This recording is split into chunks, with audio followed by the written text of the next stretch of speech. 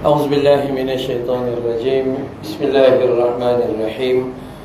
السلام عليكم ورحمة الله وبركاته. إن الحمد لله نحمده ونستعينه ونستغفره ونعوذ بالله من شرور أنفسنا ومن سيئات أعمالنا. من يهده الله فلا مضل له ومن يضلل فلا هادي له. أشهد أن لا إله إلا الله وحده لا شريك له وأشهد أن محمدا عبده ورسوله. اللهم صل على محمد وعلى آل محمد. أما بعد. Yang muslimin saya jemput ke depan sikit boleh? Kita rapat ke depan sikit biar ada renggangan antara kita dengan perempuan di belakang. InsyaAllah tuan kita rapat-rapat ke depan insyaAllah.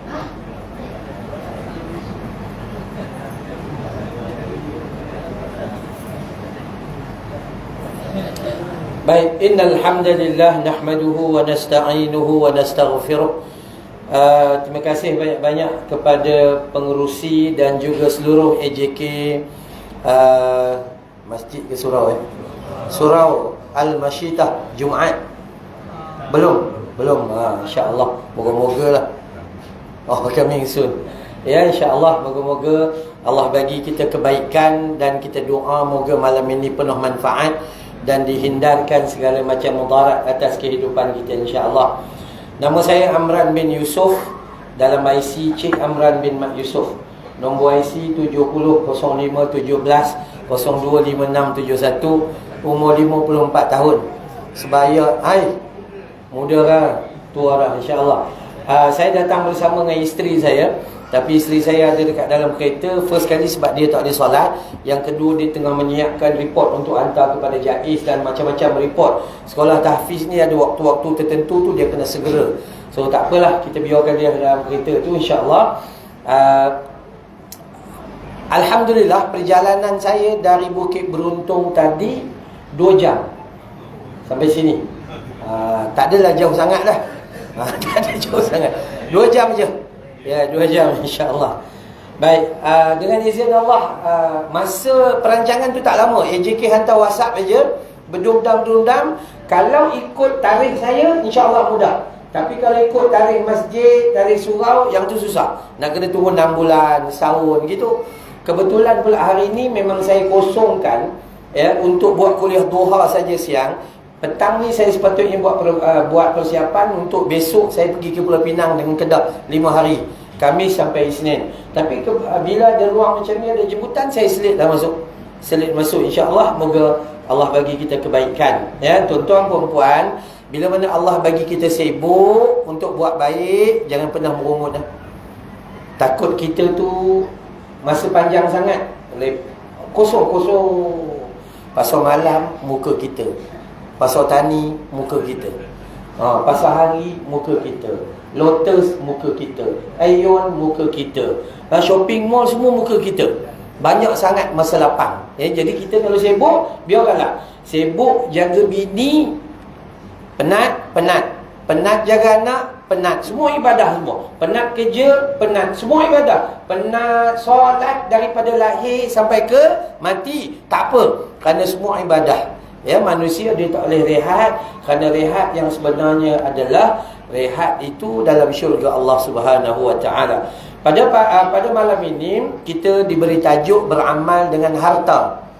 Ya, harta yang Allah bagi. Harta ni dia subjektif. Dia perkara yang terbuka. Kita boleh anggap harta kita, iman kita itu adalah harta yang sangat berharga. Islam kita adalah harta yang sangat berharga. Pasangan hidup kita, anak-anak kita dan sebagainya, itu harta yang sangat berharga. Yang kita nak kupas malam ni adalah harta yang zahiriyah. Ya, harta yang ada di keliling kita ni. Semua kita akan bercakap tentang kita nak guna harta untuk beramal. Ada orang harta banyak di dunia tapi miskin di akhirat. Ada orang tak banyak pun harta di dunia tapi dia guna sungguh-sungguh, akhirnya dia kaya di akhirat. Kan ya?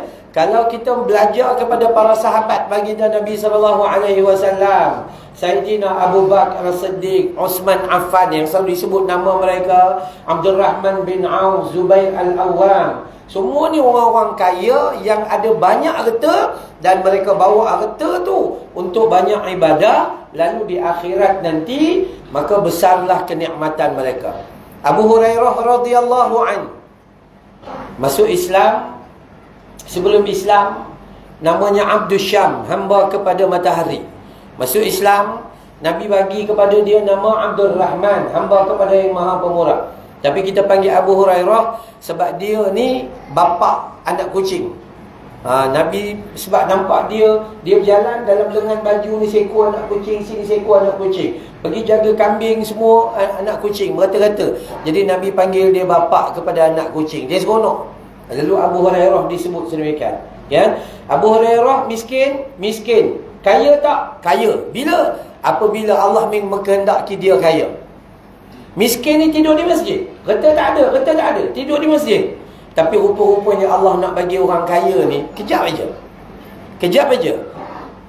Innama amruhu idza arada syai'an ay yaqula lahu kun fayakun. Sekelip mata je kalau dia nak bagi tu. Maka Allah Subhanahu Wa Taala pilih di antara ramai-ramai para jemaah tu, ada orang kaya minang Abu Hurairah untuk nikah dengan anak perempuan dia. Last sekali Abu Hurairah, dia kendalikan harta bapa mentua dia itu benar-benar untuk agama.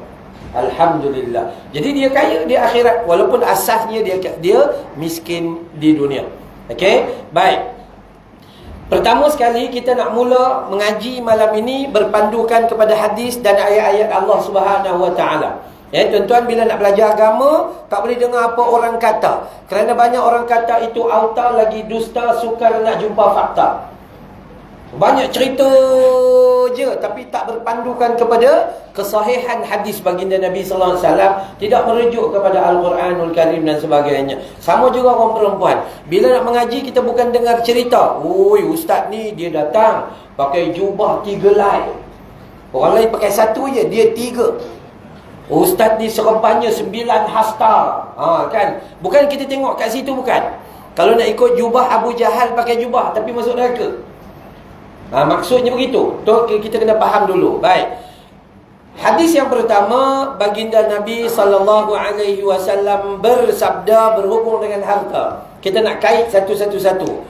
Siapa-siapa yang dengar ceramah saya, dia rasa tiba-tiba dia nak tanya, angkat tangan dan terus tanya. Kita buat program Tanyalah Ustaz, peringkat Al-Masyita. Ya. Okey. Baginda Nabi sallallahu alaihi wasallam bersabda, la tazulu qadama 'abdin, tidak akan bergerak dua tapak kaki manusia. Bila? Yaumal qiyamah, di hari kiamat nanti, hatta yus'al, sehinggalah dia bakal ditanya.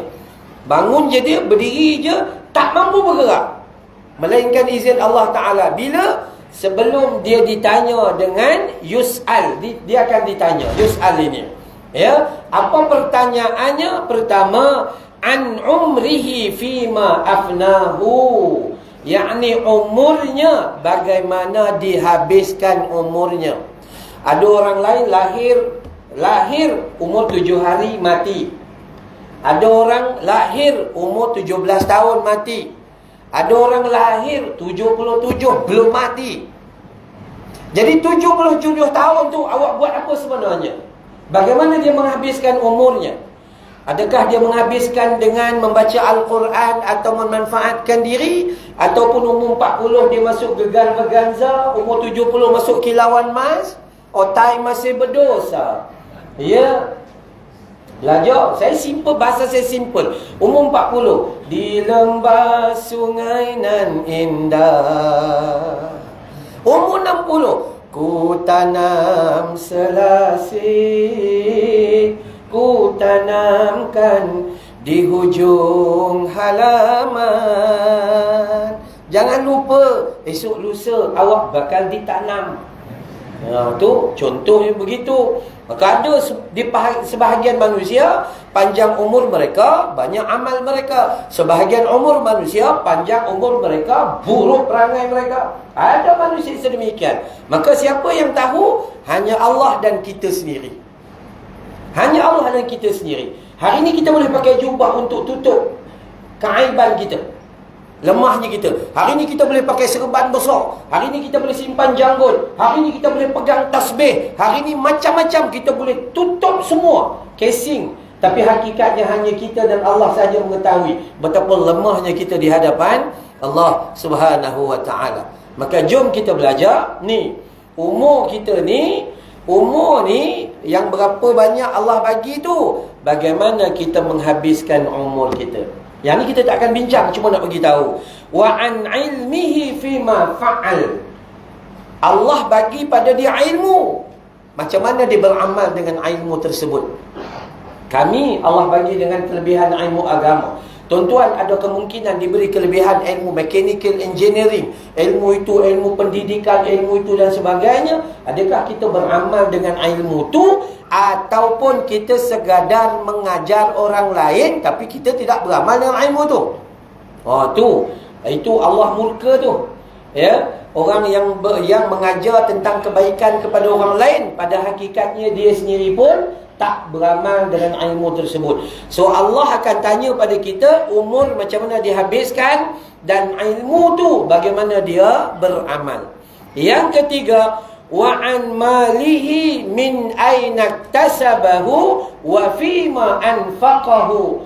Dan tentang hartanya, bagaimana dia mendapatkan harta tersebut dan bagaimana cara dia membelanjakan harta tersebut. Akan ditanya. Harta yang ada pada kita ni, masuk ke tidak rasuah, masuk ke tidak benda haram, masuk ke tidak cerita-cerita yang bukan-bukan, ataupun kita hentam semua ikut suka hati je dan bergabung semua sekali, halal dan haram, akhirnya berubah menjadi haram, semua hentamnya. Maka semuanya akan dipersoalkan oleh Allah Ta'ala. Tambah-tambah tuan-tuan, tubuh badan kita yang lahir daripada benda haram ni, Quran dan hadis jelas mengatakan tak ada tempat melainkan bakaran api neraka Jahannam. Wal'ayyadu billahi min dhalik. Tu kata, rumah kita, dapur kita yang tambah tu pakai duit apa? Rasuah, Ustaz. Tapi okey dah, saya dah taubat. Tapi dapur pakai lagi tak? Pakai. Dia taubat je, tapi dapur pakai lagi. Kalau ikut mazhab Imam Syafi'i, runtuhkan semua sekali. Jangan biar benda haram. Cuma ada mazhab lain berpandangan, gantikan balik kos tu dan sedekah kepada orang miskin. Nah, sampai begitu takut. Tuan-tuan, mudah perkara. Kita beli motosikal, kan, buat pinjaman di kedai motosikal. Adakah pinjaman motosikal di Malaysia ni Islamik? Tak ada. Riba ke tidak, tuan-tuan? Riba dalam Quran kata apa? Barang siapa yang kekal dengan riba sedang dia mengetahui keharamannya, dosanya seperti berperang dengan Allah dan Rasul. Kita elok pakai jubah, pakai serban, semua elok, beriman, ejeki masjid lah tu. Tapi masa pergi beli motosikal, dia tak pernah berfikir tentang adakah itu halalan tayyiban atau itu riba yang dibenci oleh Allah Subhanahu wa ta'ala. Saya selalu pergi mana-mana, peringatkan kita yang dah berumur-umur, yang ada anak cucu ni. Kadang-kadang anak kita baru habis belajar, sambil-sambil nunggu dapat kerja, jadi dia minta kita, bah, tolong beli motor. Buat apa? Ni bawa Food Panda. Jadilah, kan daripada duduk rumah, kan, main game aja. Maka abah dia kata, tak apa lah, kau pergilah buat pinjaman. Kalau boleh jangan bagi. Kalau kita yang ada duit ni, atuk baru dapat kira duit SP. Ni atuk pun al-bakhilun wal-kadukutun. Atuk pun tak boleh pakai.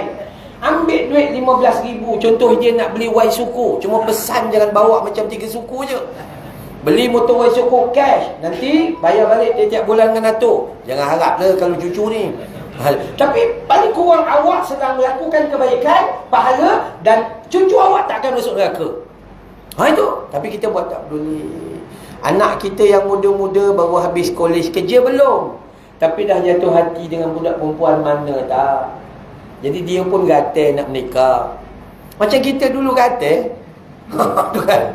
Nak menikah, jumpa dengan bapa, bah, saya nak menikah.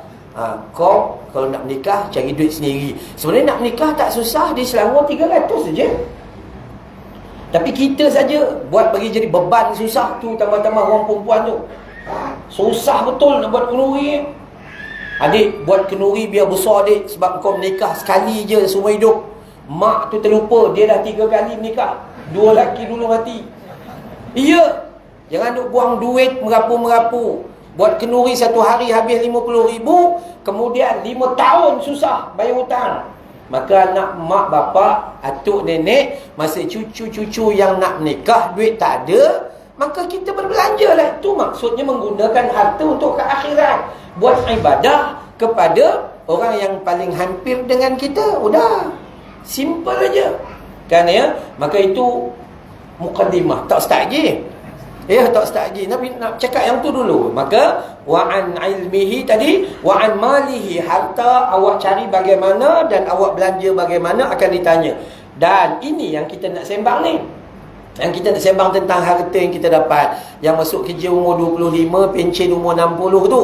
Apa yang awak dapat tu, cari tu betul ke tidak dengan cara cari tu. Okey Ustaz, saya kerja kilang, semuanya halal. Okey, betul halal. Awak masuk pancekat pukul 8, awak terus kerja ke pergi kantin dulu?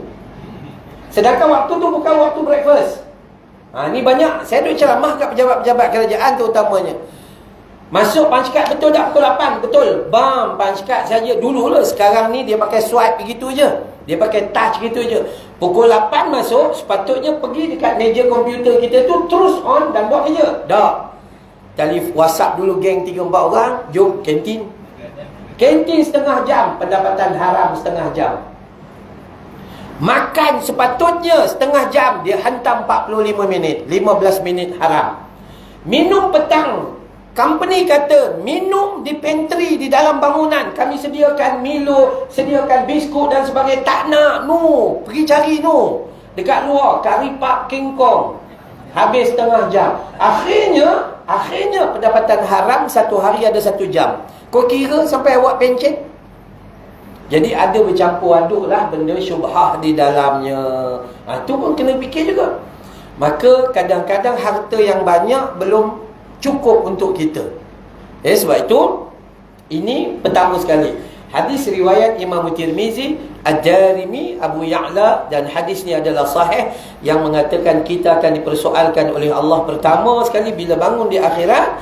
Nombor 1, Allah Subhanahu Wa Taala akan tanya sebelum kita dapat melangkah gerak kaki kita itu, umur kita Allah akan tanya, awak buat apa dengan umur awak. Yang kedua, ilmu akan ditanya. Kalau Allah kirimkan ilmu dan titipkan ilmu, apa yang awak buat. Yang ketiga, tentang hartanya, macam mana awak cari, macam mana awak belanja. Dan yang keempat, wa an jismihi fima ablahu, jasad dan tubuh badan ni apa kau buat.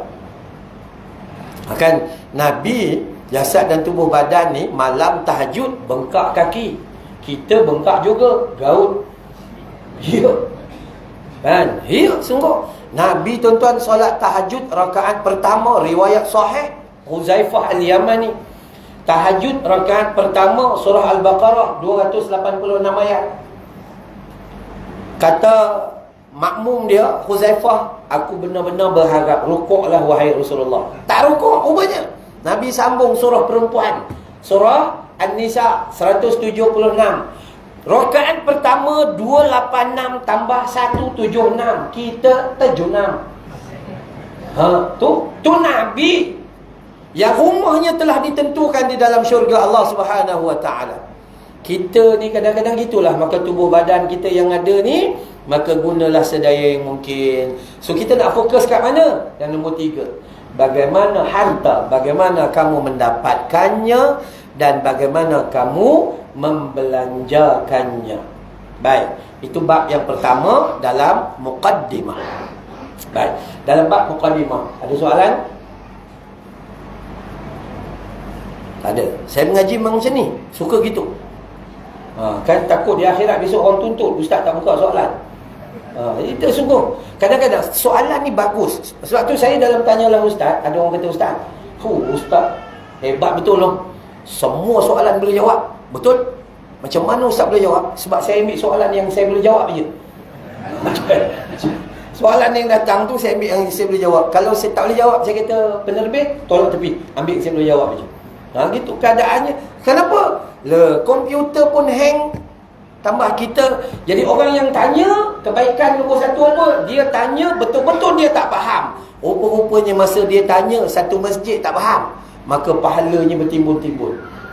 Yang kedua, dia faham tapi orang tak dengar cakap dia. Orang tak dengar cakap dia. Bila dia tanya ustaz tu bagi tahu, oh betul lah. Yang ketiga, dia tanya, dia nak test ustaz tu boleh jawab ke tidak. Nombor 3, kau tak payah tanya. Nombor 3 tu. Dah kebaikan yang sangat banyak, ya. Jadi muslim-muslimat, saya buka untuk soalan, tak ada masalah apa-apa. Insya-Allah mana saya jawab boleh jawab. Baik. Berpandukan hadis tadi, maka terang dan jelas menunjukkan wajib kita mengatur belanja harta kita dengan penuh kemanfaatan. Kenapa? Sebab dia akan dipersoalkan di akhirat nanti. Awak ada rumah, apa yang awak buat dengan rumah awak? Awak ada duit simpanan, apa yang awak buat dengan duit simpanan awak? Gaji awak, apa yang awak buat? Saya menghabiskan gaji saya satu hari beli gudang garam 365 hari. Waduh, nanti kena jawab juga.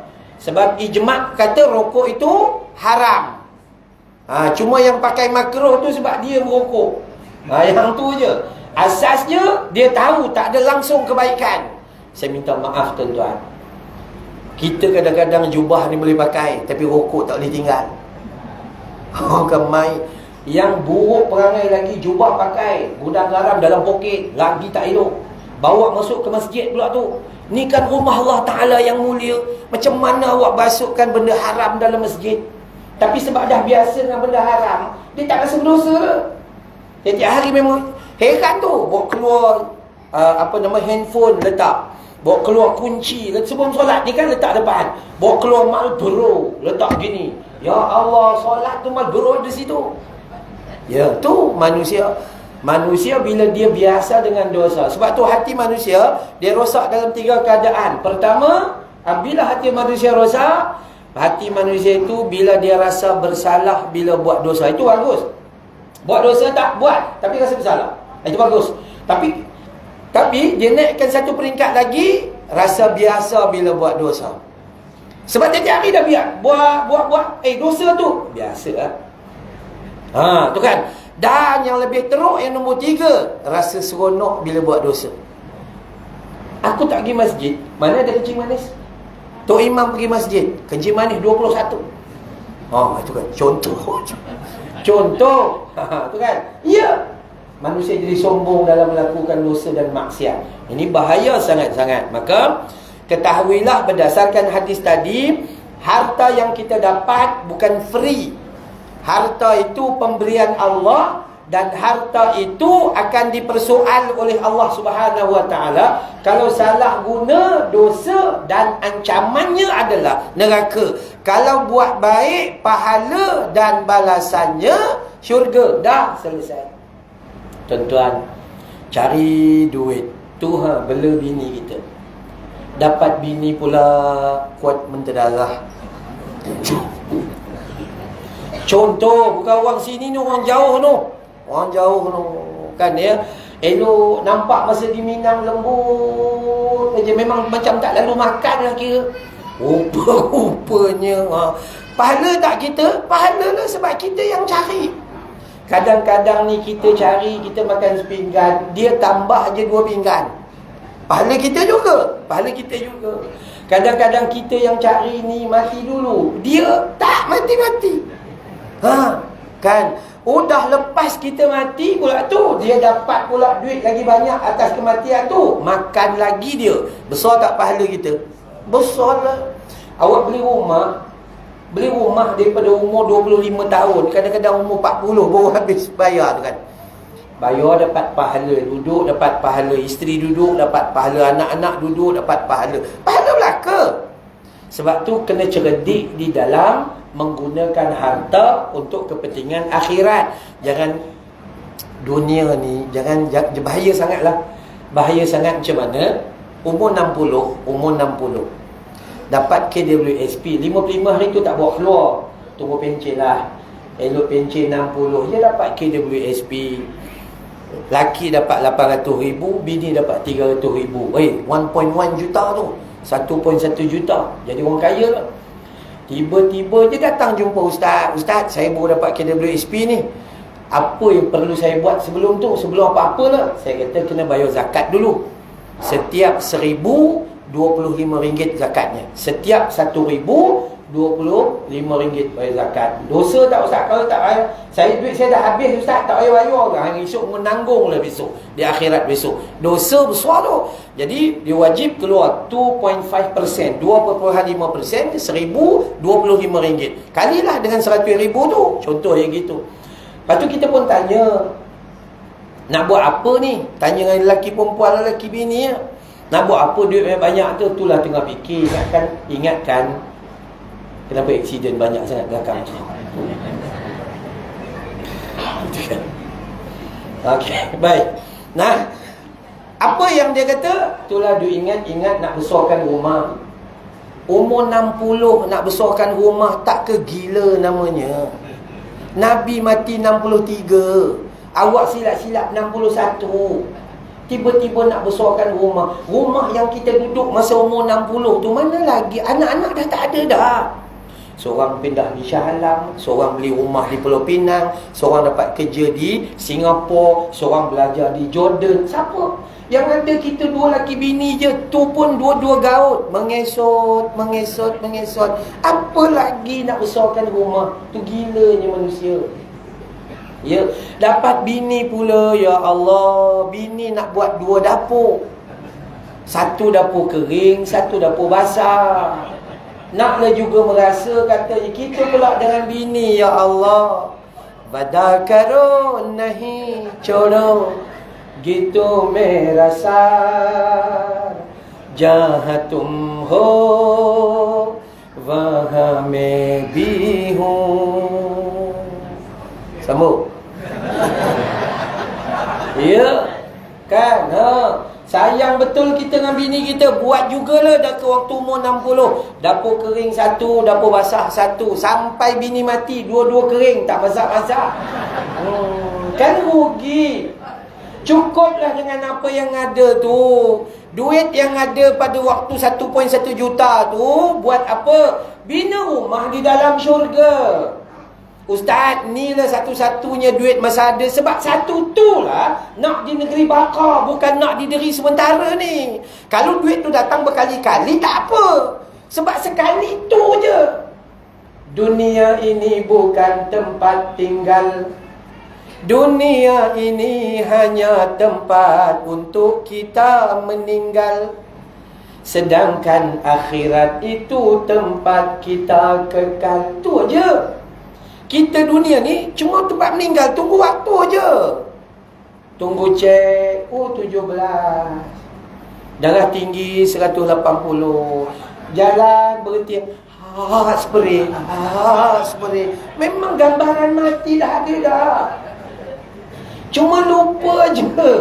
Dia lupa diri je. Jomlah sama-sama. Saya pun sama. Ustaz ada kenciuman ni. Itu biasa. Itu biasa.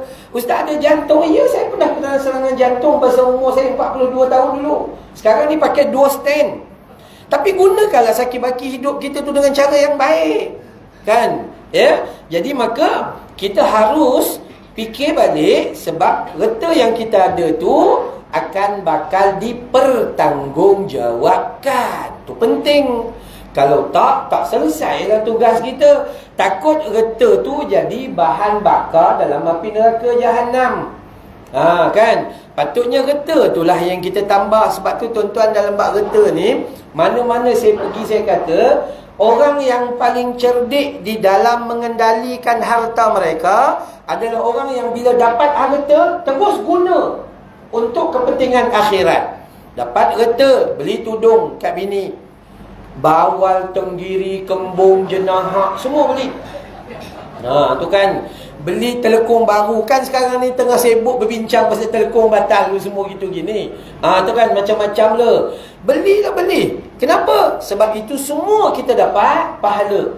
Buat rumah di dalam syurga Allah Subhanahu Wa Taala. Pergi cari tempat-tempat yang buka wakaf, bina masjid. Orang yang sumbang pada pembinaan masjid, kata Nabi, banallahu lahu baitan fil jannah. Allah bina baginya sebuah rumah dalam syurga Allah Subhanahu Wa Taala. Cari orang susah, cari Palestin, cari kebaikan. Paling tidak taman kita ni cuba pergi ziarah-ziarah kot-kot ada orang miskin yang kita tak berapa ambil peduli. Salurkan harta kita, bagi kepada orang miskin, maksudnya kita kirim harta kita ke syurga. Masuk di surau Al-Masyittah ini, nampak je tabung, masuk dalam tabung, bermaksud kita kirim harta kita ke dalam syurga Allah. Kenapa? Sebab kita tahu besok selepas mati kita tak boleh bawa lagi dah. Jadi hantar sekarang sebelum kita mati. Hantar tu bukan bermaksud semua bagi ke orang. Kita guna untuk kebaikan, itu pahala. Bagi isteri pakai, itu pahala. Bagi anak menantu pakai, itu pahala. Bagi saja, insya-Allah semua dia akan jadi kebaikan. Dan jangan bekukan macam tu, letak dalam bank diam itu. Lepas tu saya kata, orang yang betul-betul cerdik adalah dia guna. Tapi orang yang bodoh dalam menguruskan harta, dia dapat, dia simpan. Dia dapat, orang tanya ada duit tak? Tak ada. Dia dapat, dia simpan. Dia dapat, dia simpan. Orang tak ada duit, tak ada, mati pada muka. Ya. Masjid dengan surau pun kadang-kadang merapu juga. Orang bagi duit, orang bagi derma, simpan. Tapi bila nak buat projek, minta. Duit dalam account kita betul nak pakai. Contohnya begitu. Ya. Saya pergi ceramah juga, kadang-kadang Jais jemput saya ceramah kepada nazir-nazir masjid daerah. Saya selalu kata, wahai JK masjid dan JK surau, jangan rasa duit masjid dengan surau tu duit mak dan bapak kita. Ya, sungguh. Jangan simpan. Duit tu, kalau orang nak simpan, dia tak hantar di surau masjid. Dia hantar di Maybank dengan CIMB. Dia hantar di sini suruh apa? Guna, pakai, manfaat. Itu sebenarnya.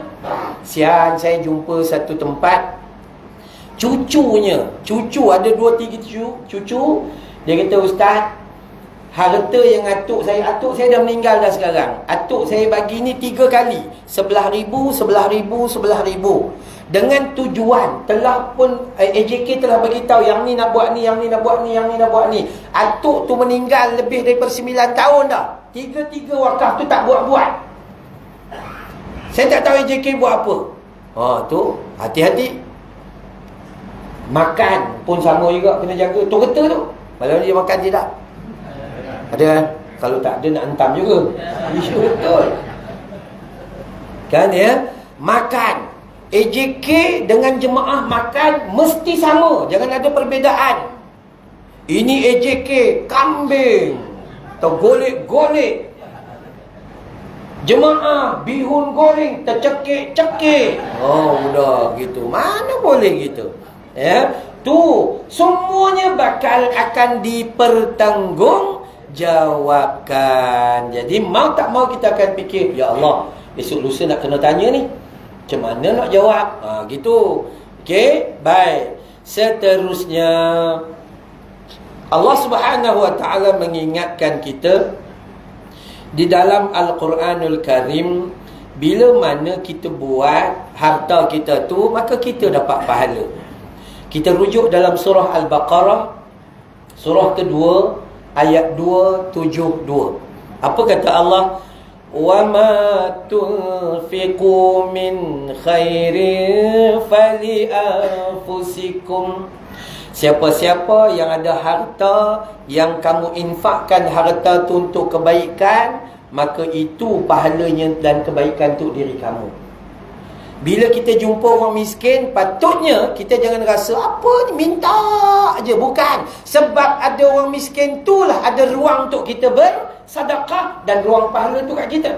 Sebab tu bila Allah kata wa ma tunfiqu min khairin ni fali anfusikum. Siapa yang buat baik, dia bagi infakkan harta, maka kebaikan itu adalah hak milik dia, bukan kebaikan untuk orang lain.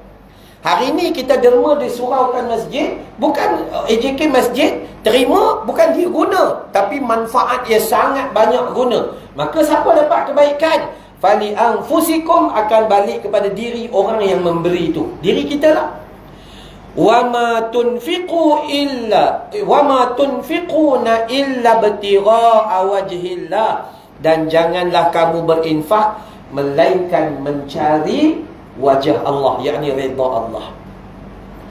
Bab derma, jangan harap orang puji kita. Kalau boleh tak payah ambil gambar.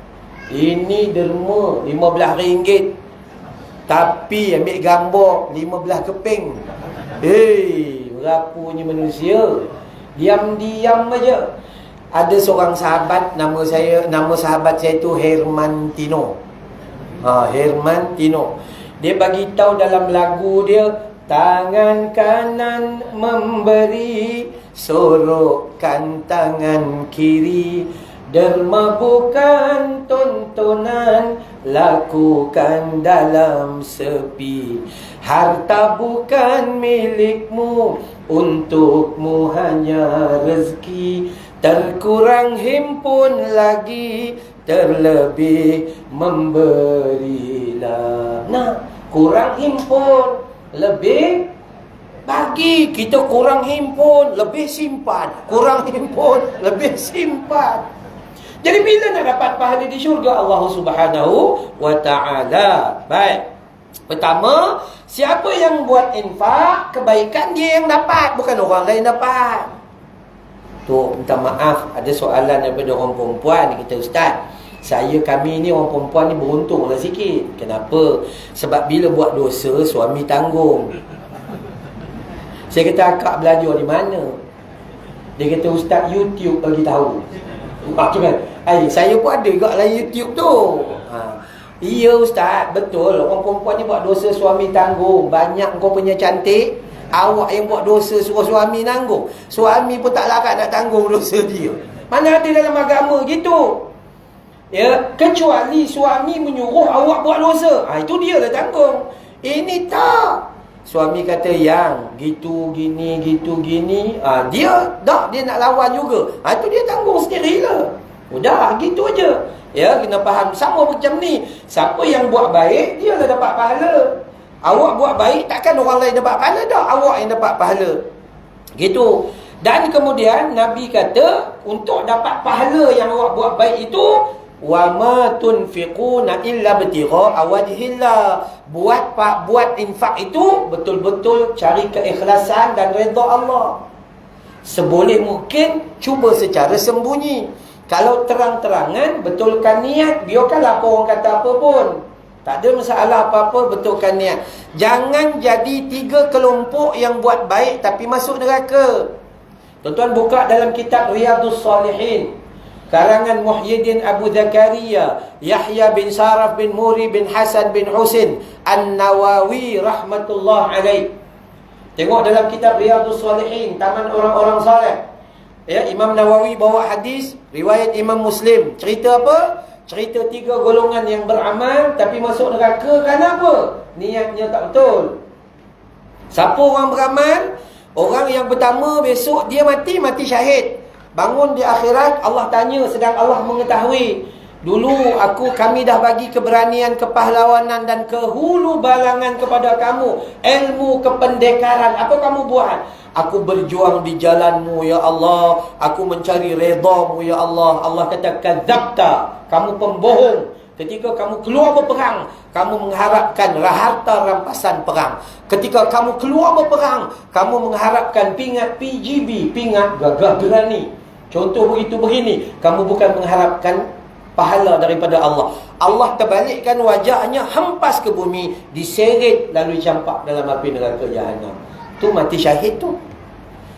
Kita yang jenis syahid time khutbah ni macam mana gaya?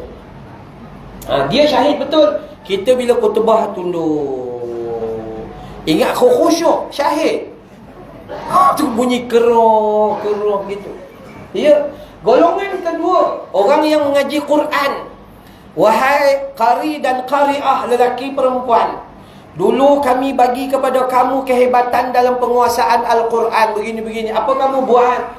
Dia kata, ya Allah, aku ngaji Quran, aku mengajar Quran, aku masuk pertandingan dan sebagainya. Aku mencari wajahmu, maksudnya redamu. Allah kata, kadzabta, kamu pembohong. Ketika kamu mengaji Quran, belajar lagu semata-mata nak dipuji oleh sebagai manusia, oh, suara awak lah yang paling sedap sekali.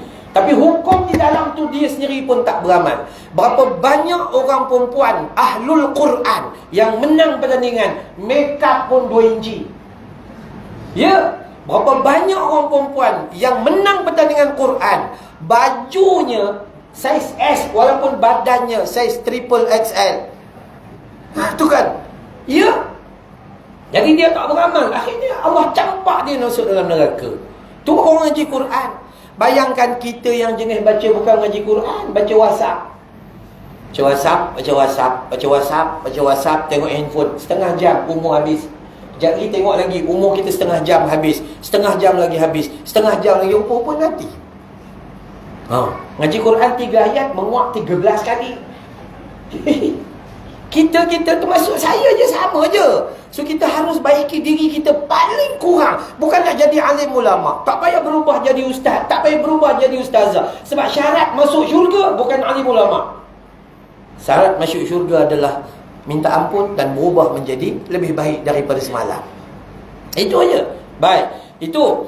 Dan seterusnya, perkara pertama, kalau awak buat pahala, infak, maka siapa dapat? Kita dapat. Tapi dengan syarat redha Allah Subhanahu wa ta'ala. Itu. Dan kemudian yang ketiga, wa ma tunfiqu min khairin yuwaffa ilaikum wa antum la tudlamun ilal akhiril ayat. Dan apapun harta yang kamu infakkan, nescaya kamu akan diberi pahala secara penuh dan tidak akan dizalimi. Al-Baqarah surah 2 ayat 272. Apapun kamu bagi, ustaz, saya duit tak banyak ustaz, yang ada ini je, tapi saya kongsi dengan mak sikit, dengan jiran sikit. Sebab jiran ni lah suami dia stroke. Sikit aja, RM50, RM50 cukup. Sebab awak memang tak ada banyak pun, kan ya, cukup, alhamdulillah. Maka dia dapat kebaikan, dia dapat kebaikan sangat banyak. Ya, tuan-tuan buka dalam surah Al-Munafiqun surah 63 pada ayat 10. Ayat ni saya selalu ulang dalam program Assalamualaikum TV Al-Hijrah. Saya selalu ulang-ulang peringat, ada orang yang paling menyesal di akhirat. Digambarkan dalam surah Al-Munafiqun surah 63 pada ayat 10. Siapa yang paling menyesal? Orang yang ada harta tapi dia kedekut dan dia tak mau sedekah. Di akhirat nanti, ketika dibangunkan di mahsyar, dia minta pada Allah, ya Allah, alangkah baiknya kalau ajal aku ditangguh dulu, mati aku ditangguh dulu, bagi masa untuk aku beramal. Allah tanya, kau nak buat apa? Nak balik ke dunia ni? Watasaddaq, aku nak balik dan melakukan sedekah. Kalau hari ni baru aku nampak besarnya pahala sedekah.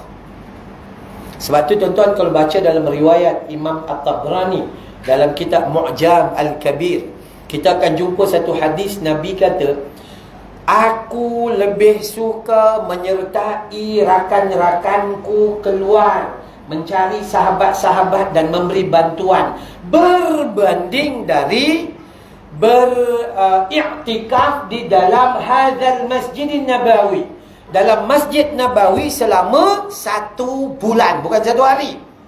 Nabi kata, keluar cari orang susah, beri bantuan, lebih baik daripada duduk dalam Masjid Nabawi beriktikaf 1 bulan. Nak menunjukkan kepada kita bahawa gambaran dan pahala yang dilebarkan dan digandakan adalah manfaat kepada orang lain. Kalau kita nak pergi umrah, tak ada masalah, duit banyak.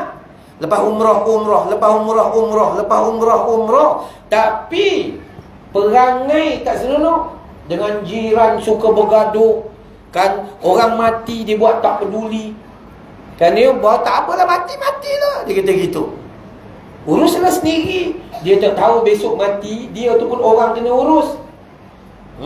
Kan ya? Maka sebab tu jom kita belajar, kita tengok di mana kelemahan kita yang sepatutnya ada dalam menguruskan harta ini. Apa yang kita infak, itu kita dapat pahala. Don't worry. Apa kita infak, mesti syaratnya ikhlas lillahi ta'ala. Apa kita infak, Allah akan balas ganjaran itu penuh, sesuai dengan apa yang kita bagi.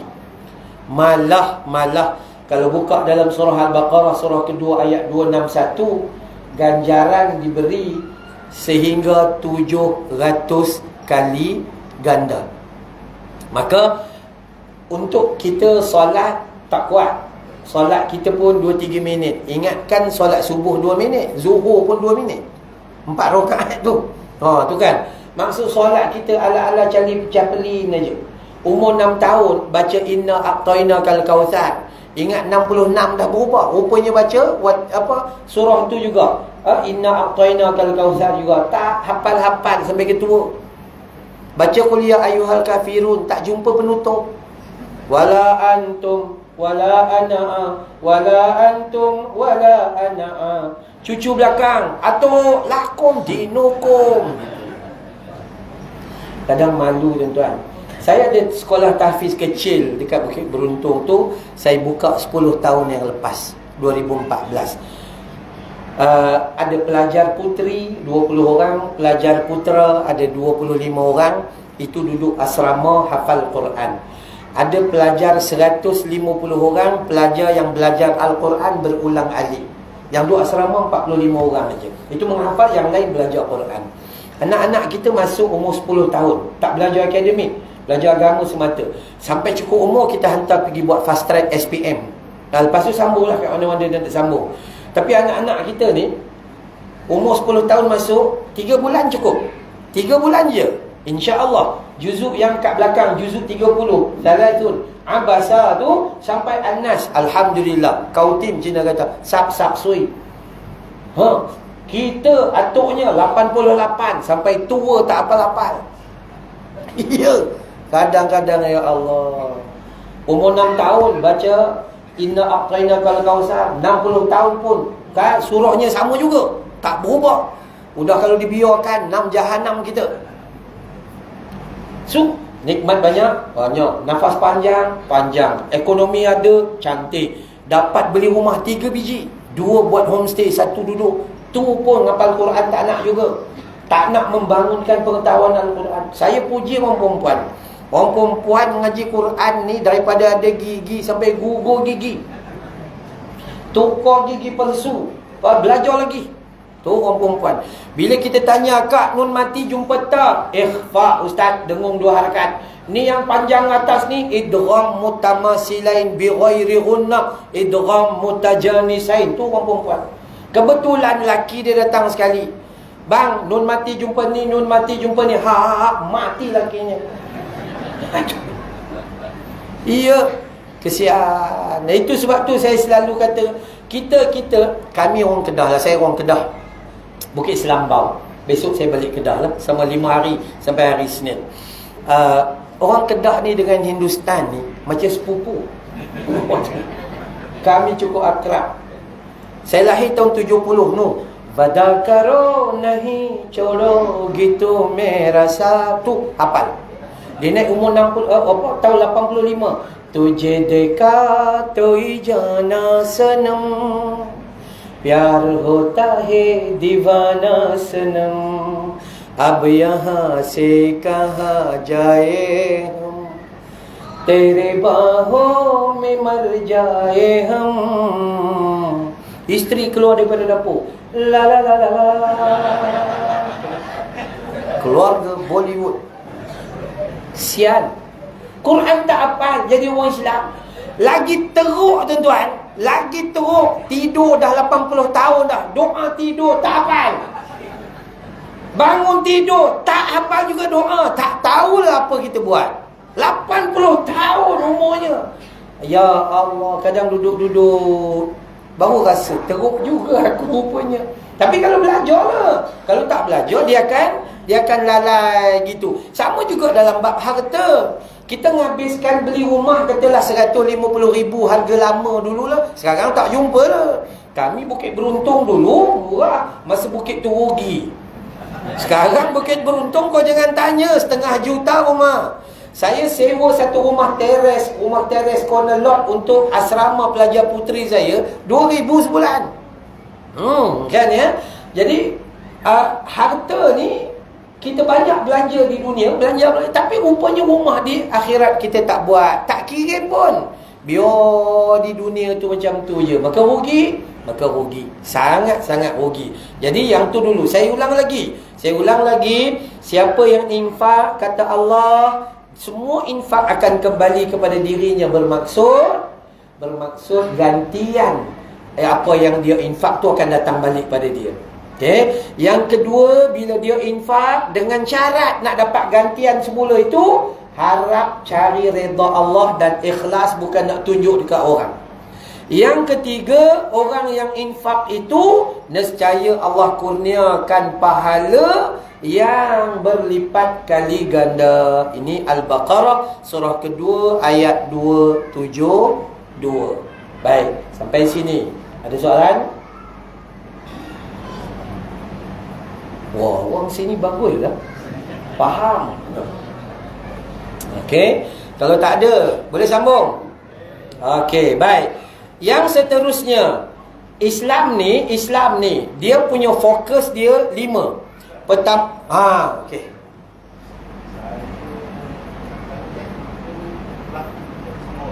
Tanya boleh.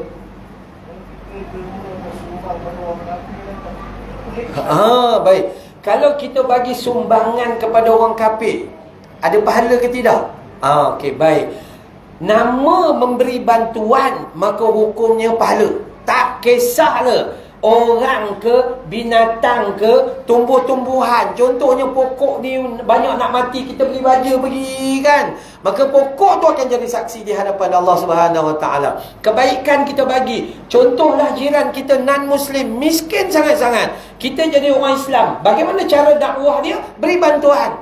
Dia, Allah baiknya kawan aku tu, dahlah dia tu AJK surau, contohnya kan, maka tu jadi pahala lah. Ini jangan jadi macam dulu kami kecil-kecil pula. Tempat kami tu getah estate. Jadi kami di Kedah, bulan 12 ada pesta Sungai Nibung, Penang, bulan 12. Pesta Pulau Pinang. Masa tu fun fair lah, semua orang pergi. Semua orang akan buat rombongan. Dan kadang-kadang orang masa tu curi getah scrap. Sebab nak pergi timbang, ambil duit sikit, bayar bas. Ada orang tua-tua pesan, jangan curi pokok orang Melayu. Fatwa pun sesat. Fatwa pun dah sesat dah. Curi pokok hal lain tak apa orang Melayu. Tak, saya kata nama curi je haram. Curi je, bukan hak kita, hukumnya haram. Habis dah. Maka macam tu juga kalau kita buat pahala. Buat pahala kat siapa-siapa, cuma jangan membantu dalam urusan dakwah agama mereka. Kalau awak beli beras, memang jiran kita orang miskin, bantulah. Dan masa bantu tu, sembang dengan dia, sihat ke tidak? Tak berapa sihat. Suami sakit, tak apa. Kami orang Islam memang diajar gitu. Gitu je bahasa kita. Kami orang Islam ni diajar gitu, ambil berat pasal jiran. Dah, selesai, bagi dah. Selesai. Jangan baca khutbah dengan dia tak faham. Bagi-bagi beras, innallaha wa malaikatahu yusalluna 'alan nabi. Dah, teruskan kebaikan. Terus. Ya, saya juru cakap kepada Global Ihsan Relief Malaysia, satu badan NGO yang menguruskan bantuan orang miskin, papa ke dana di seluruh negara, dan hatta sumbangan itu sampai kepada orang bukan Islam. Alhamdulillah, orang bukan Islam rasa nikmat usaha orang Islam, dan banyak daripada juga beroleh hidayah dan memeluk Islam. Ini indahnya. Okey, baik. So dalam Islam, fokus kita pertama jaga agama. Ada harta tak? Ada. Jaga agama kita dengan baik dengan menggunakan harta itu. Kalau terpaksa berkorban dengan wang ringgit kita, korban demi agama. Jangan jual agama kita. Yang kedua, jaga jiwa, nyawa. Macam tu juga. Kita bila sakit, kalau dah pergi klinik kerajaan, nak kena tunggu lama, logik lah. Sebab kita ada 30 juta orang. Doktor tak ramai, pesakit ramai. Jadi kenalah tunggu lama. Jadi awak ada duit, buat apa nak simpan, bernapas pun tak apa lepas. Oksigen turun. Maka gunalah duit itu untuk jaga nyawa awak dan kesihatan awak. Pergilah. Pergi Green Eagles ke pantai hospital ke mana-mana. Bayar je lah. Sebab itu demi kesihatan. Kesihatan tu duduk nombor 2 selepas nyawa. Dan kesihatan ada kaitan dengan nyawa. Korbankan harta kita. Ini beli rokok okey. Tapi nak beli apa? Takaful, duit tak ada. Nak beli ubat, mahal. Jadi masalah kita rugi. Ya, jadi itu kedua. Yang ketiga, jaga keturunan ataupun nasab. Ada kata jaga sungguh-sungguh. Nak menikah jangan hentam sembrono gitu. Atau nak menikah, kaji dulu keturunan. Takut belaga. Keluarga tu takut adik-beradik tu, adik-beradik susuan contohnya. Tu pun bahaya juga. Jadi kita kena jaga. Ibu-ibu sekarang tolonglah mudahkan pernikahan anak-anak.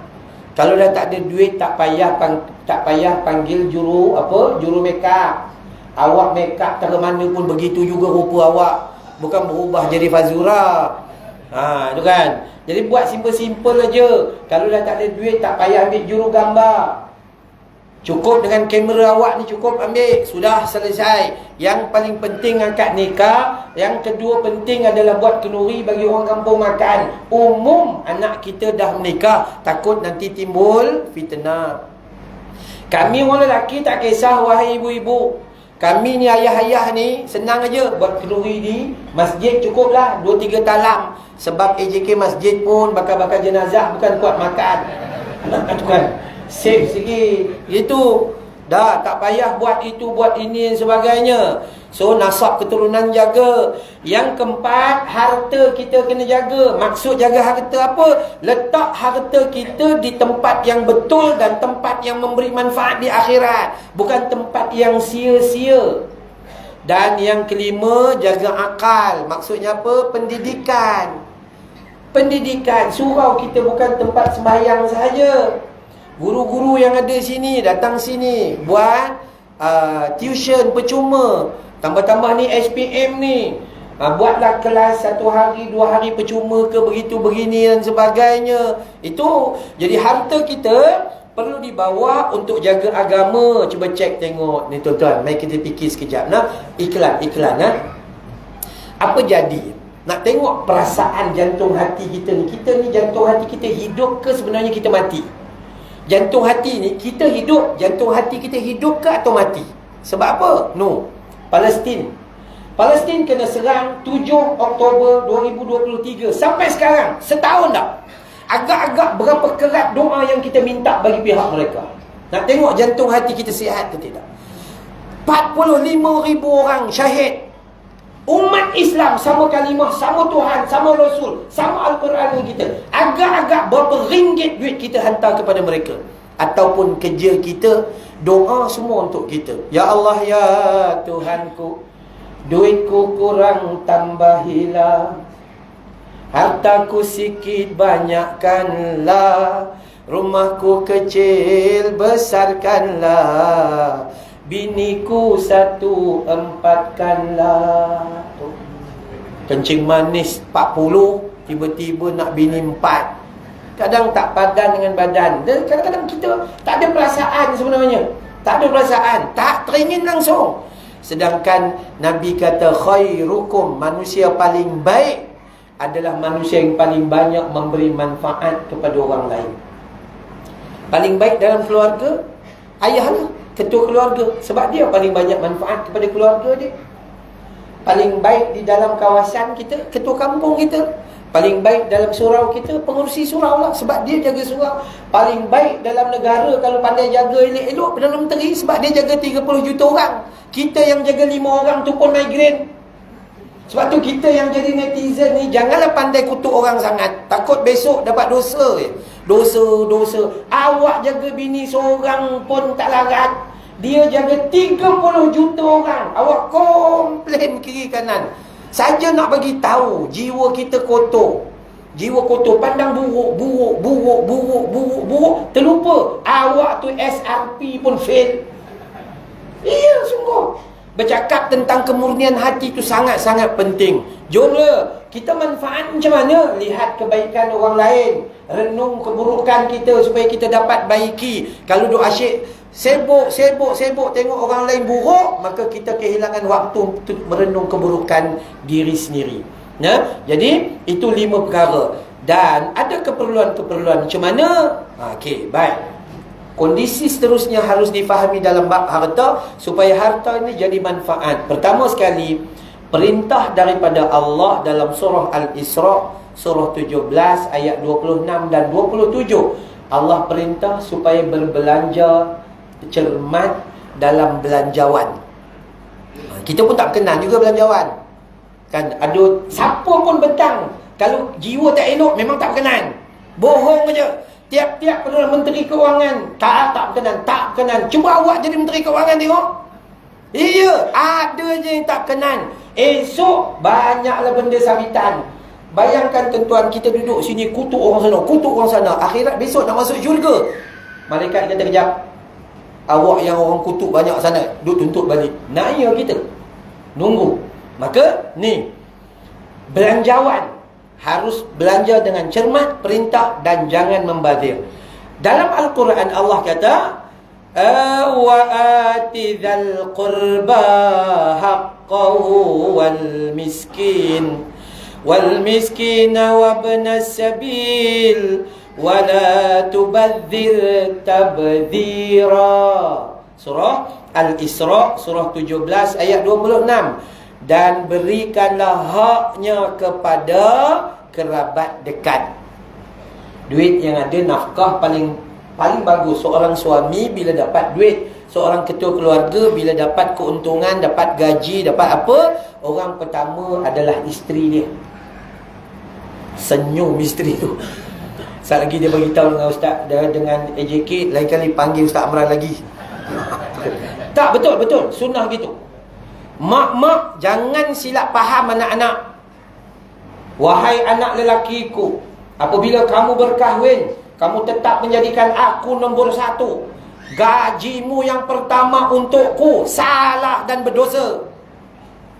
Habis mak makan daripada mana? Tu bapaknya lah. Suaminya yang kasih. Jadi seorang suami yang dapat gaji ataupun dapat keberuntungan, maka orang pertama nafkahnya adalah isteri. Orang kedua nafkahnya adalah anak-anaknya sendiri yang belum dapat dalam kahwin tu. Itu sebenarnya ini pun kadang-kadang perangai manusia pun pelik juga. Sedekah dekat Palestin 12,000.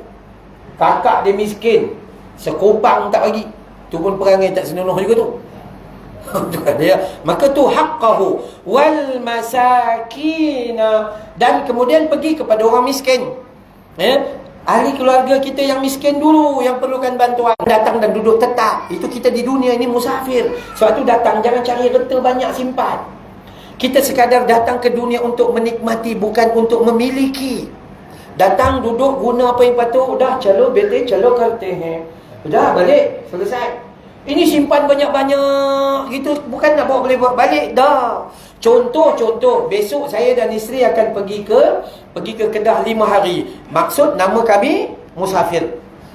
So apa yang saya buat? Saya pesan kat isteri tengok baju-baju yang lebih kurang cukup. Kalau tak cukup, nanti dekat sana ada dobi apa. Saya bawa duit sikit, yang lain semua pakai kad. Kenapa saya bawa sikit? Sebab saya musafir. Ketika musafir, saya tak pergi Kedah, saya tak bawa tilam saya. Dreamland, Dunlop Pillow, Vono, Maya Karen. Saya tak bawa mesin basuh rumah saya. Saya tak bawa peti ais rumah saya. Sebab saya tahu saya pergi dan saya akan balik. Itu nama manusia. Manusia datang ke dunia sekadar seorang musafir. Cukup ambil apa ni? Udah bankrupt, baru solat duha. Nabi buat 8 rakaat, dia tiba-tiba 28 rakaat. Itu tak ada duit sangat tu. Besok dah ada duit, kan? Gaduh laki bini, dua-dua solat tahajud, takut bercerai. Dapat pula berita artis kan banyak bercerai. Gaduh laki bini, dua-dua gaduh, dua-dua tahajud. Besok dah dua baik-baik, dua-dua terkejut. Gitu manusia. Maka jom pagi tu Janganlah bagi semua. Awak nak minta darah apa? Ustaz, saya habis duit laki saya bagi. Itu gila namanya. Sedekah ni apa yang lebih daripada awak guna. Maksudnya baju awak okey tak? Cukup, Alhamdulillah. Bolehlah tukar selang-selang sikit. Okey, yang lain bagi wakaf dengan orang yang singgah. Bagi wakaf ke rumah orang tua-tua, supaya di akhirat rumah awak dilapangkan. Udah, begitu aja sebenarnya. Dan innal mubadzirina kanu ikhwana syayatin. Jangan kamu membazir, kerana membazir itu saudara-saudara setan. Tak cukup ke kawan-kawan manusia jadi saudara yang duk ambil setan tu. Ya, wa kana syaitanu li rabbih kafur. Terkentut-kentut. Hadis Muslim sahih, bertempiaran. Kita hayya 'alal falah. Lari tidak, datang pun tidak. Rupanya kita lagi setan dari setan. Ni ya. Kalau setan takut lari, kalau beriman datang. Ni, hati-hati. Maka tu yang pertama, belajar berbelanja dengan cermat. Berikan hak mereka terhadap hak mereka itu betul. Dia jadi puaka. Nah, kan kadang-kadang ayah meninggal. Harta itu sepatutnya abang sulung yang jaga sebagai pemegang amanah. Abang sulung hanya jaga dan kemudian serah. Awak jaga apa sampai 38 tahun ni? Tak bagi kepada orang lain. Maka makan harta haram. Tubuh badan yang tumbuh dari harta haram, nerakalah tempatnya. Ya? Sepatutnya dia jadi pemegang. Buatlah satu kontena beras sekalipun. Solat itu tanggungan peribadi. Yang keenam, selesaikan hutang dengan manusia. Awak beli kapet dengan Pakistan, tulisan khat, begitu dan begini. Beli toto dan itu dan ini. Bukan toto yang nombor tu, bukan. Toto tempat tidur tu. Ya, tu kena bayar dalam keluarga tersebut selama menikah dengan arwah suami. Minta dengan Tuan Hakim, cerita Tuan Hakim, suami saya dulu kalau tak ada saya memang tak boleh berniaga. Sebab saya yang masak, saya yang memberi sumbangan terhadap seluruh harta tu. Selama berniaga tu, suami saya cuma beli barang je. Tapi sebab duit letak atas nama dia, jadi harta dia. Awak boleh tuntut. Mungkin awak dapat 40%. Katalah hartanya 1 juta, awak dapat untuk awak 40,000. 400,000. Ya. Kemudian bila 400,000 tu, baki 600,000 tu, 1/8 masih lagi ada hak seorang isteri. Sekangkang monyet aja, kalau kera kangkang besar sikit. Tu, kenapa jadi gitu? Sebab orang Melayu takut nak serahkan harta dia. Banyak tipu. Dan akhirnya dipegang harta tu sampai berpuluh tahun. Dan dia buat projek, dia makan atas tanah orang lain. Wal'iyadu billahi min dhalik. Takut. Memang takut. Sebab tu hak bagi. Dia tanya, dapat belum? Dia dapat, masa balik, tak ada siapa tanya. Dia pun diam aja. Sebab duit dia. Duit kita, duit dia dan duit anak-anak. Sebab tu kita dapat lebih. Kenapa? Sebab nak jaga banyak mulut yang kita nak bagi makan. So jangan jadi seperti syaitan, saudara setan yang suka, suka membazir. Kemudian peringatan juga. Pertama, peringatan belanja elok-elok, jimat cermat. Ya, bukanlah salah awak nak makan. Makan je lah. Tapi jangan melampau. Hari ni makan. Pertama, makan kenduri sekarang ni dia tak ada macam kampung dulu, duduk atas balai, satu talam 4 orang. Kita nak cedok lauk pun segan. Potong lauk tu seorang sikit bagi. Itu nikmat silaturahim. Sekarang tak. Semua buffet style. Mata pula kita tu sedap, cedok, sedap. Lupa. Poliden tak pakai ni. Gigi palsu. Cedok. Lupa. Awak darah tinggi. Kemudian pergi duduk, makan separuh, buang separuh dalam tong sampah. Pergilah mana-mana tanya caterer. Dia akan dapat macam ni. Satu, melampau dah? Melampau. Makan kedua, nasi Arab. Ni orang Arab dah tak laku lah di negara diorang, mari ke Malaysia buat nasi Arab satu talam. Ya ayyuhal Malayu, makan nasi Arab, hadza sunnah, ini adalah sunnah. Saya jawab, la, hadza punna. Islam tak pernah suruh kita ikut orang Arab. Orang Arab kambing sekor 5 orang, kan, unta sekor 100 orang. Kita unta sekor 1000 orang, kambing 50 orang boleh makan. Kita bukan. Nabi suruh ikut sunnah Nabi makan. Itu sebenarnya. Ni kita ikut bangsa Arab. Restoran tu pun nama Hadra Maut. Nama pun Maut. Yang kau terekam pergi tu kenapa? Tu Allah. Sangat AJK surau sekali makan nasi Arab. Pakat maut belaka. Yang ketiga, makan satu restoran yang kita bayar, lepas tu masak sendiri. Steamboat. Pergi bayar, dapur ada depan tu, masak sendiri. Baik masak di rumah. Boleh leleh peluh begitu. Peliknya manusia. Dan yang keempat, udah macam lembu, shell out. Dia datang tabu gitu, ya Allah. Tak beradab langsung. Udah kita dengan lembu lebih kurang aja. Ya. Waktu bohong aja. Kalau kita ikut sunnah, Nabi kata baca bismillah. Nabi makan pendek je, bismillah beberapa suapan. Kita bismillahirrahmanirrahim, bismillahi wa ala barikatillah. Contoh gitu kan. Allahumma barik lana fima razaqtana wa qina adzabannar. Doa panjang, satu talam. Apa cerita tu? Nabi tu, sebab tu jaga-jaga dah. Baik, peringatan seterusnya, jangan bakhil. Cermat, jimat, jangan bakhil. Udah bini pakai baju raya 12 tahun lepas. Sian ke bini. Masa tu bini 56, sekarang bini berat 86. Macam mana nak pakai? Ya Allah, tu bakhil sangat. Tolonglah orang lelaki, kan ya. Pengurusan keuangan yang paling baik orang perempuan lah. Dia yang paling baik sekali lah. Okay? Dalam Al-Quran, Allah bagi tahu pada kita, wala yahsabanna alladhina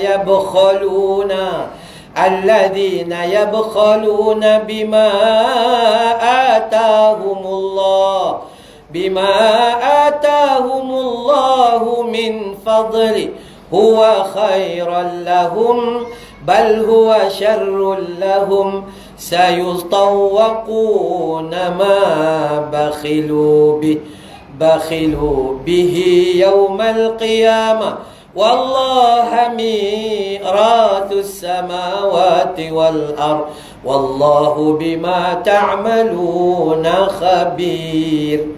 Surah Ali Imran, surah 3 ayat 180. Kata Allah, dan jangan sesekali orang-orang yang kedekut itu dengan apa yang diberi Allah kepada mereka dari kurnianya, mengira bahawa kedekut itu baik untuk mereka. Yang ada sekarang ni, yang bila ada orang ketuk rumah, Assalamualaikum, ni kami datang ni minta derma sikit, nak buat tempat wuduk surau Al-Masyitah, kan? Minta derma sikit, berapa-berapa je lah. Keluar-keluar rumah, AJK surau memang tak ada kerja lain. Minta je kerjanya. Tu bodohnya manusia. Bodohnya manusia bila datang rahmat, tapi dia tolak rahmat Allah Ta'ala. Kalau dia tak kenal, tak apa. Sebab sekarang kan skamer banyak. Menipu belaka. Dalam Masjidil Haram pun ada skamer. Tambah dalam Al-Masyitah, lagilah. Kalau dah awak memang kenal AJK tu, banner besar nak buat tempat wuduk contohnya, bagilah mengikut apa yang awak nak bagi. Dan bagi tu mesti lebih untuk negeri yang kekal, bukan negeri sementara. Itu baru betul. Jangan simpan di negeri sementara banyak, tapi ngantor di sana sikit. Maka bagilah. Itu teknik yang paling baik adalah begitu keadaannya. Jangan sangka, buat apa nak bagi surau. Asyik diorang je buat kenduri makan. Kau dah tak datang.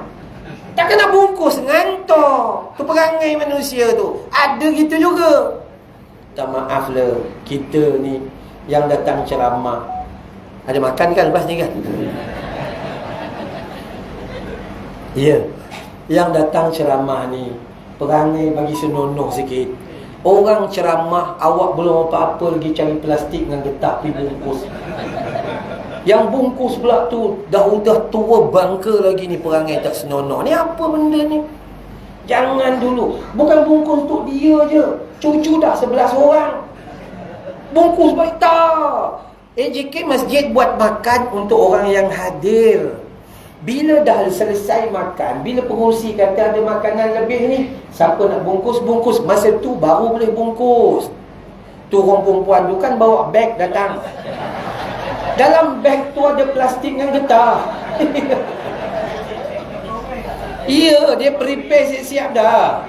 Okey, maka tak nak gitulah. Kita jangan jadi bakhil. Patutnya bila kita ada majlis macam ni, aku fikir jumpa AJK, apa yang kurang lagi aku nak bagi. Aku nak buat. Siapa yang pandai buat tepung talam? Saya tuan-tuan tepung talam, bukan sepiring, setalam pun habis. Ya, tepung talam yang putih dengan coklat tu, Masya Allah. Walaupun kecil manis. Ya. Dan seterusnya. Jangan sangka bakhil itu baik untuk dia. Tak sebenarnya.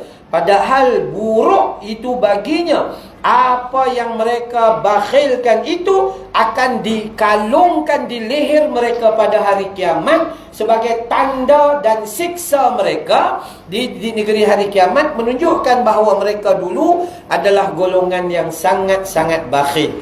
Maka milik Allah lah warisan apa yang ada di langit dan di bumi. Untuk kita yang dapat tu bukan hak kita. Ingat tak kalimah tadi? Kita datang ke dunia sekadar geran tu tukar nama orang. Jangan bangga sangat sebab rugi. Maka semua warisan yang ada atas muka bumi Allah ini adalah hak milik Allah Subhanahu wa ta'ala. Maka tu pesan Allah, pertama, guna semuanya untuk akhirat. Tak apalah, biarkanlah. Kalau harap kita nak ajar Quran tak cukup kuat, kan ya, maka sedekah dia mudah. Sedekah tak payah buat sampai 14 rakaat. Contohnya, dia tak payah ngaji Quran, tak payah jalan banyak, sedekah je. Tambah sekarang pula ada scan, tik, sudah selesai. Ya, dan seterusnya, bagaimana cara kita nak bersedekah? Caranya cukup aja nisabnya 80 gram emas contohnya. Ya, maka keluarkanlah zakat simpanan. Contoh, jangan simpan-simpan. Orang perempuan ni kadang pakai ni daripada sini sampai ke ketiak. Berat kan ya? Dia kena keluar zakat. Kemudian yang ketiga, sedekah. Sedekah ni yang simple-simple lah, jumpa bagi. Sedekah pahala itu akan sampai kepada mereka terus dengan izin Allah Subhanahu wa ta'ala. Wallahu a'lam. Baik, sebelum saya tutup, ada soalan lagi?